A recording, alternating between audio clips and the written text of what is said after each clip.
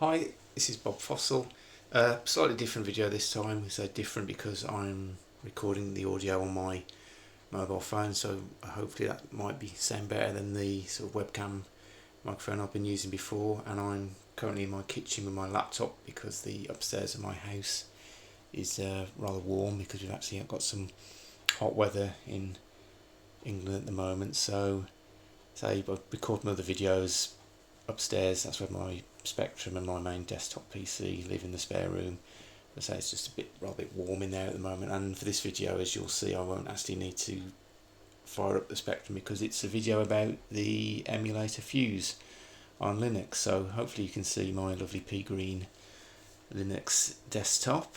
And so recently there's been a new release of Fuse. The sort of releases have sort of ramped up recently, and they broke one of the features in the debugger which I use. I say the browser, and so all my other sort of games and things that I develop. Basically now I've been using Linux for the last few years, since I didn't really want to upgrade to Windows 8, so that's when I switched over to Linux, and then so Windows 10 came along, and then Windows 11. We really don't want to really use that at all. So basically most of my main desktop PC now is done on Linux.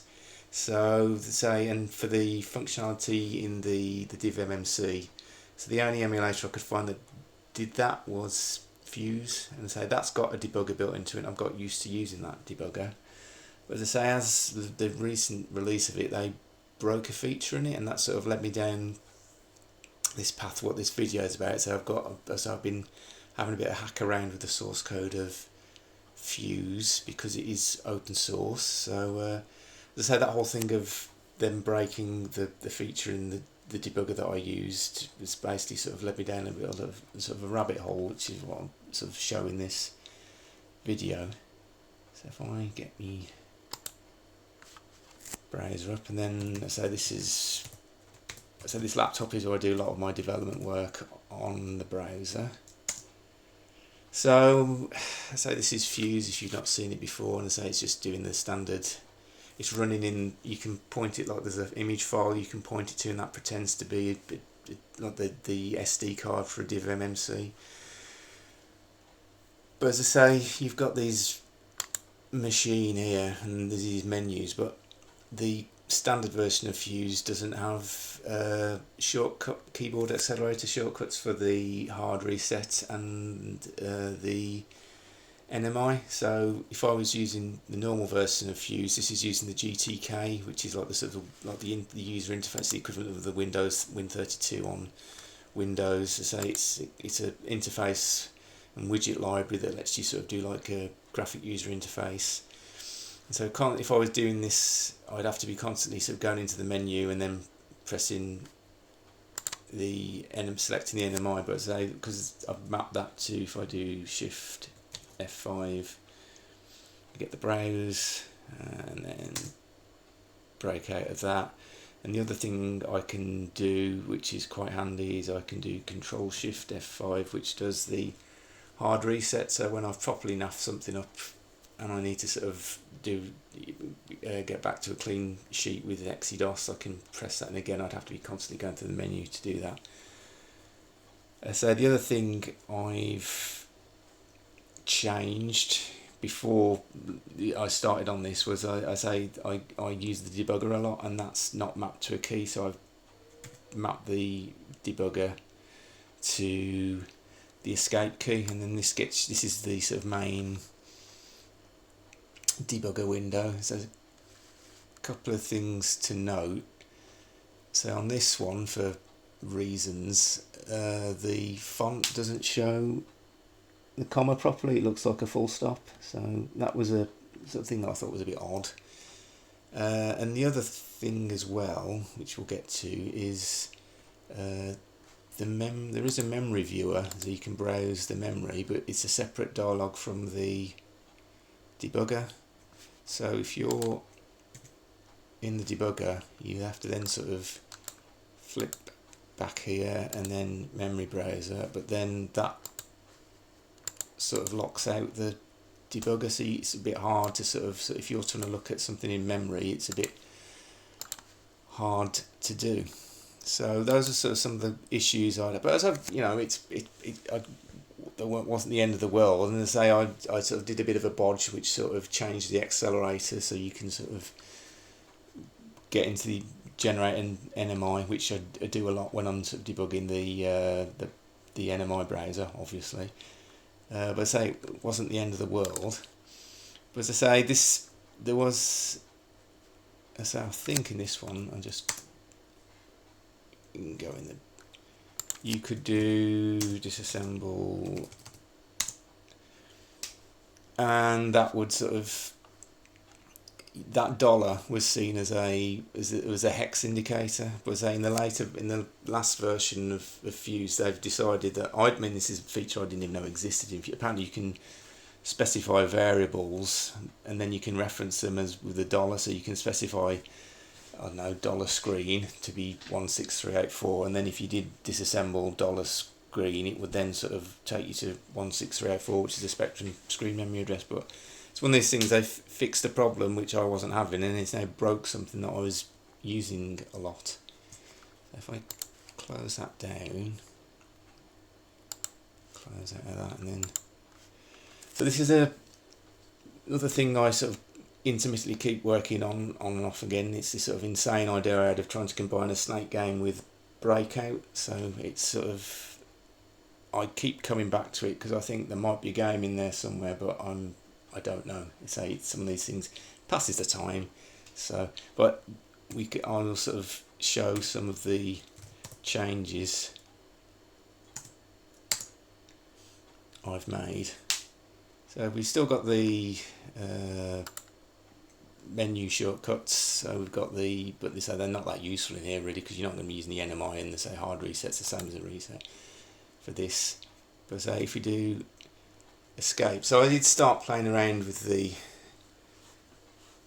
debugger. So I've restored the functionality that you can use dollar as because you're supposed to use OX now, which is like the sort of the sort of newer way of specifying hex. But all the Spectrum programs in the monitors and disassemblers, they use dollar because it was a shorter way of doing it. So I've restored that so you can use the dollar. As you can see underneath now, I've put in like a memory window, which you can sort of it gives you a quick way of, so you can. I've added a memory command, so you can do mem and do.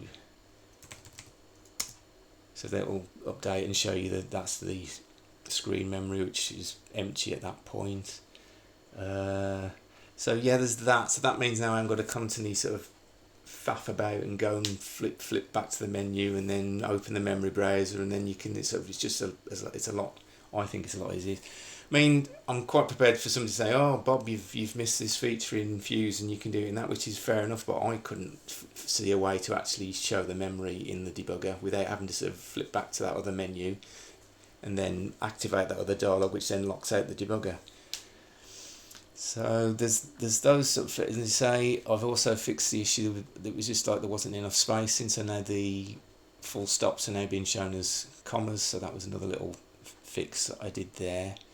And so it led me down a bit the rabbit hole of once you start looking at the source code, you can think, oh, I could do this and I can do that. And I completely put my hands up and say some people probably not going to find any of this particularly useful. But as I say, if somebody uses Fuse a lot for developing software, Spectrum software, I find some of these features quite handy.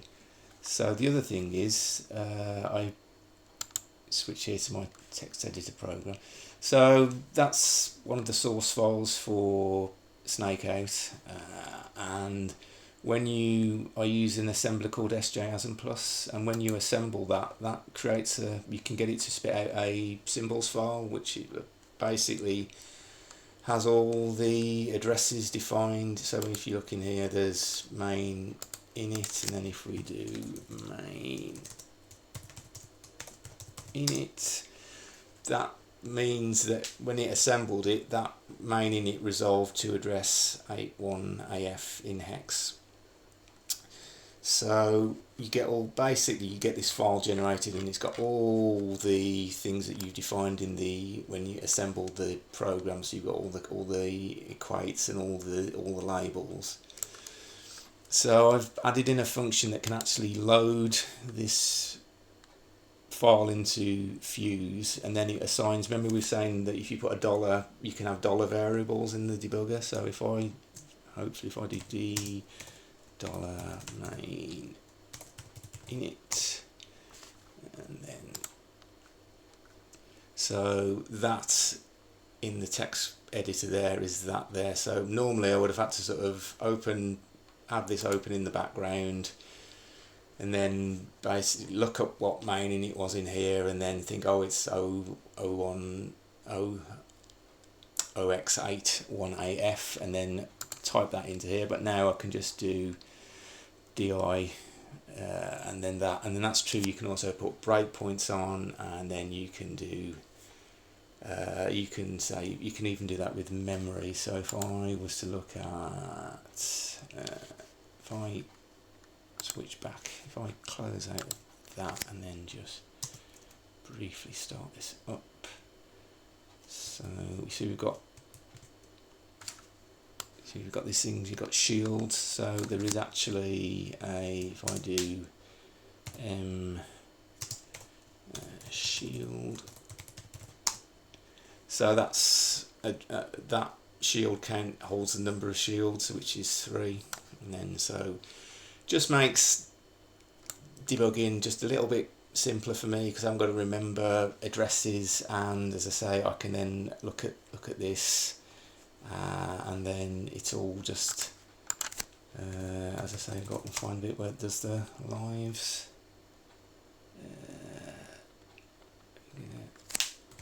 I don't know where that is off the top of my head. Okay, so if I put a breakpoint on